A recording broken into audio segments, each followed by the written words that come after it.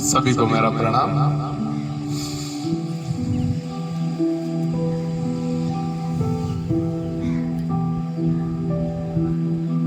कि सबको गिला है, कि सबको गिला है कि मुझे कम मिला है।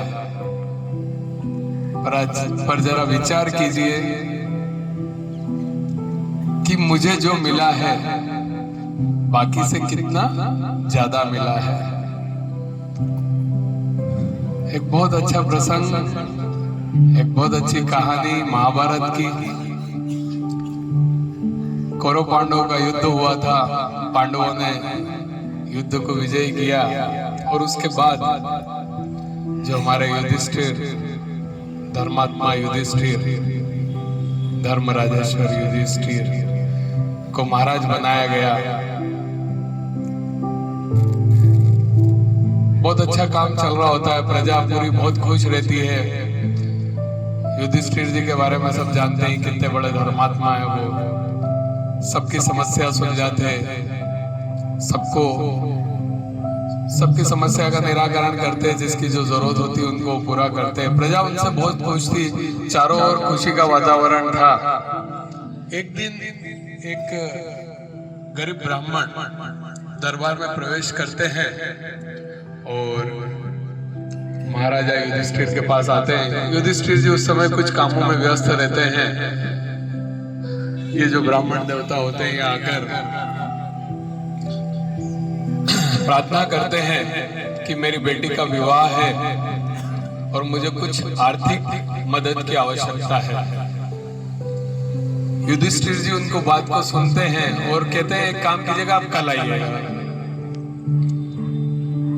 ब्राह्मण बड़ा निराश होता है कि कल आने का कह दिया, ठीक है, चूंकि महाराजा का आदेश है।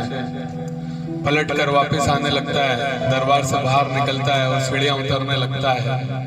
काफी निराश हताश रहता है कि मुझे मना कर दिया, मतलब मुझे टाल दिया। इतने में सामने से भीम आ रहे होते हैं। वो भीम जी ब्राह्मण देवता को देखते हैं कि बड़े परेशान नजर आ रहे हैं और युधिष्ठिर राजा के दरबार से कोई निकल रहा है और परेशान नजर आ रहा है, खुश नजर नहीं आ रहा है, मतलब कोई बात है।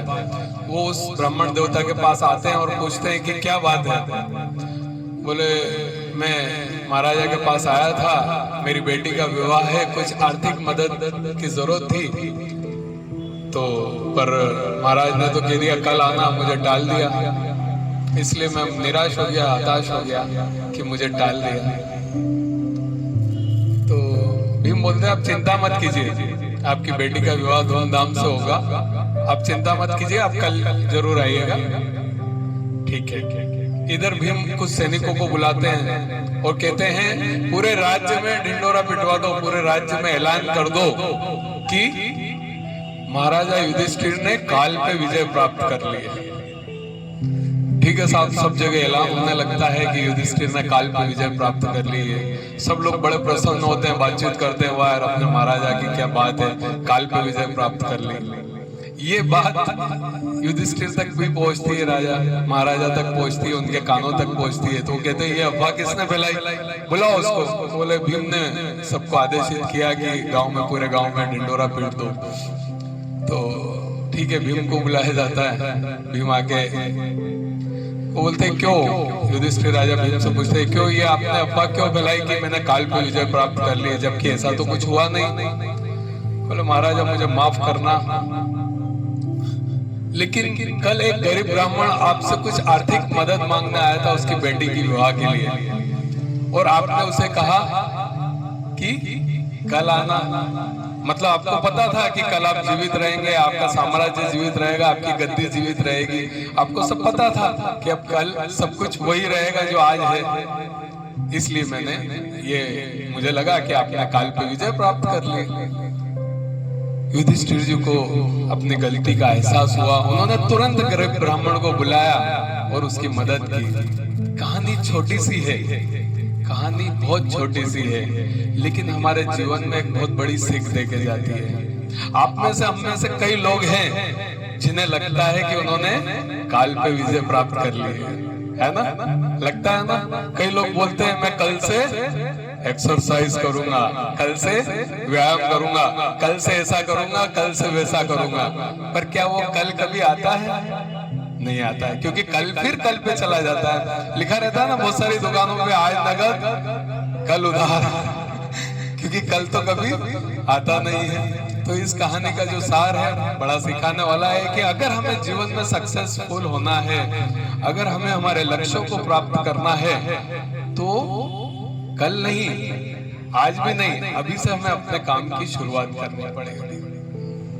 काल करे सो आज कर, आज करे सो अब, पल में प्रलय होगा, भौरी करेगा कब। लेकिन कुछ लोगों ने इसको उल्टा कर दिया कि आज करे सो काल कर, काल करे सो परसों, इतनी जल्दी क्या है जब जीना है बरसों।